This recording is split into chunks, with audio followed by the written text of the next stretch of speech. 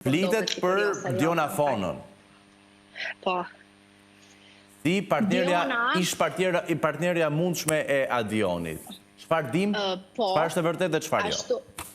Ashtu flitet, por unë për vetes, si Albin, nuk i kam parë asnjëherë bashkë ata. Po si jetojnë? Dim që Diona e ka pas thuhet një lidhje që ka qenë goxha e gjatë, edhe thuhet që pikrisht ka qenë jeta e saj në publik, gjë që e ka penguar Dionin, edhe pastaj kjo lidhje ka marrë fund sepse Diona e ka zgjedhë të menaxhohet nga babai i saj edhe që mos të jetë në një lidhje dashurie për shkak që thuhet sipas saj që ai ka qenë xheloz. Në një intervistë kur e ka dhënë në Shqipëri Diona ka fol për këtë lidhje, po patjetër nuk e ka dhënë pjesën e ëndrit. Kështu që media mund të aludohet, po jo gjithçka që çarkullon mund të jetë e vërtetë.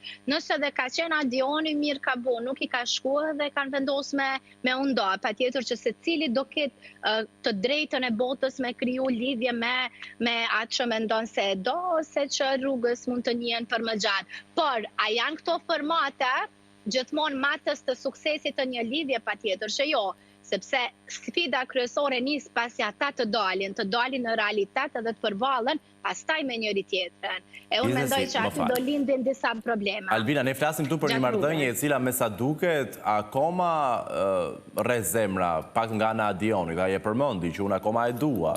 Pavarësisht se po e përdor dhe manipulon një formë ndoshta në favor ti për lojën, kjo mbetet për tu parë.